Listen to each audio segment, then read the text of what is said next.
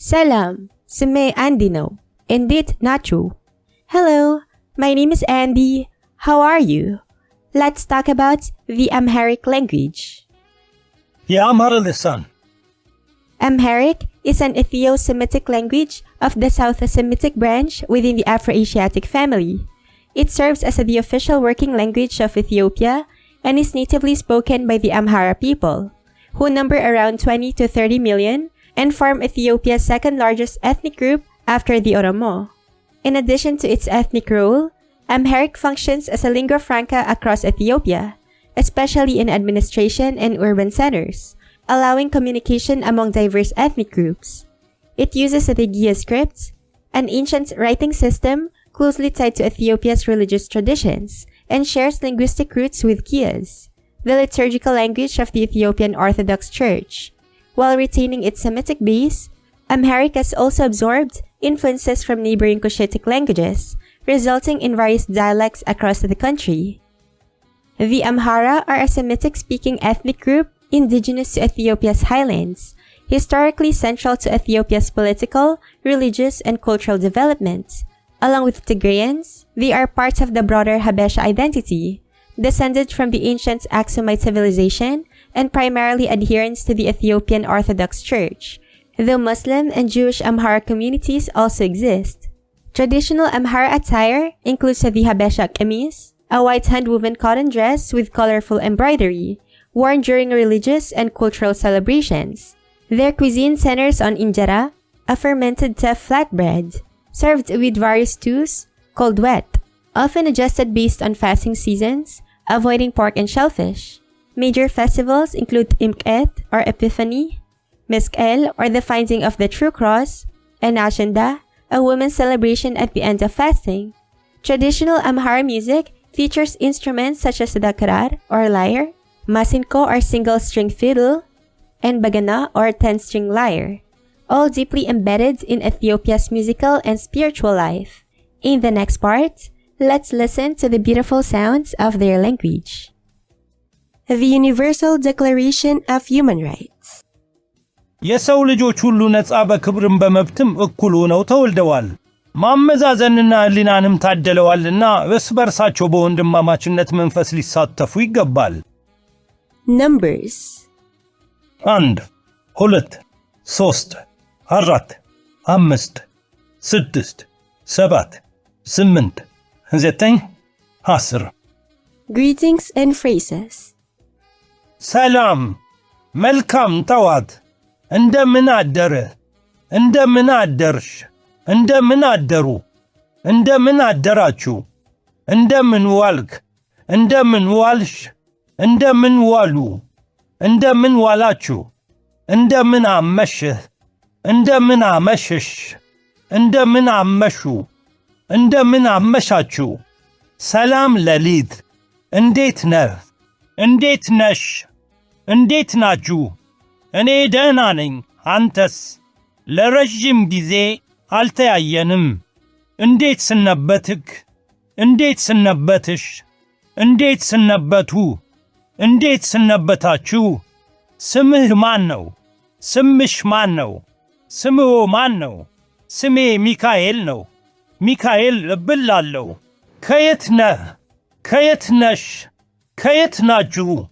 አገርህ የት ነው አገርሽ የት ነው አገራችሁ የት ነው እኔ ከኢትዮጵያ ነኝ ስለተገናኘን ደስ ብሎኛል በርታ አይዞ አይዞሽ አይዞአችሁ አማርኛ ትናገራለህ አማርኛ ትናገራለሽ አማርኛ ትናገራላችሁ እችላለሁ አልችልም አመሰግናለሁ ምንም ችግር የለም አፈቅርሃለሁ ገባኝ ትረድቻለሁ አልገባኝም ይቅርታ እባክህ እባክሽ እባካችሁ ምናልባት Vocabulary. ሰው ወንድ ሴት አባት እናት ሚስት ባል ሕፃን ልጅ ወንድ ልጅ ሴት ልጅ እህት ወንድም እኔ እኛ አንተ አንቺ እናንተ እሱ እሶ እነሱ እራት ኩርስ ምሳ ምግብ ውሃ ልብስ አልጋ መኪና ዛፍ ካልሲ መጽሐፍ ወንበር በሬ ላም ስጋ ድም ፍየል በግ ውሻ ድመት ዶሮ ግመል አንበሳ ነብር አህያ የዱር አህያ ሰጉር ራስ አፍንጫ አይን ጉንጭ ሳት በደል መቀስ ቢላዋ መጥረቢያ ብርንጭቆ ጦር ጦርነት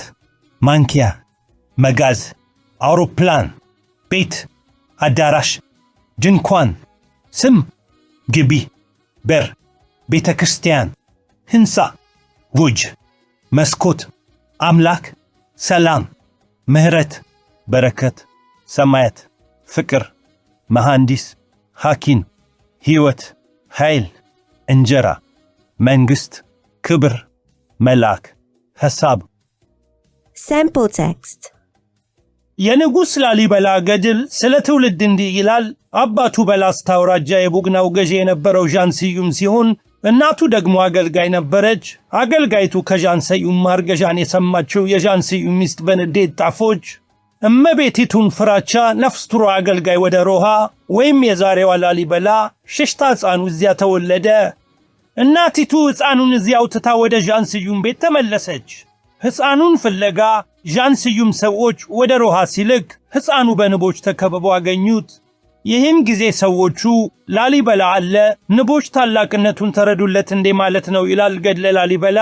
የቅዱስ ላሊበላ የተወልድ ቀን ታኅሳስ 29 1101 ዓመት ሲሆን በየዓመቱ ታኅሳስ 29 የገና ዕለት በስሙ በተሰየመችው በቀድሞ ሮሃ ባሁኗ ታላቅ ክብረ በዓል ይሆናል።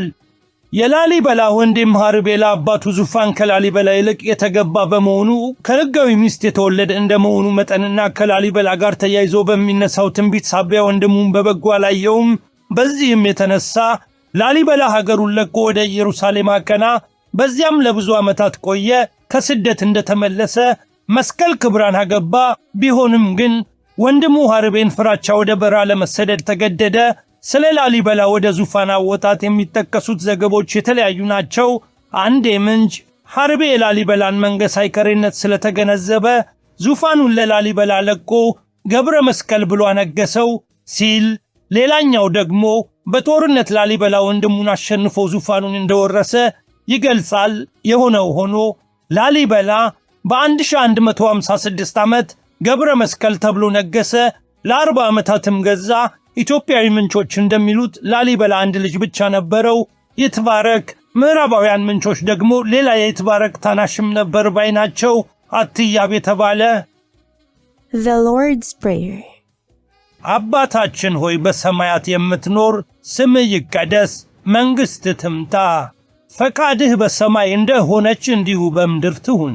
የዕለት እንጀራችንን ስጠን ዛሬ፣ በደላችንን ይቅር በለን እኛም የበደሉንን ይቅር እንደምንል፣ አቤቱ ወደ ፈተናም አትታግባን ከክፉ ሁሉ አድነን እንጂ መንግሥት ያንተ ናትና ኃይልም ክብር ምስጋናም ለዘላለሙ አሜን።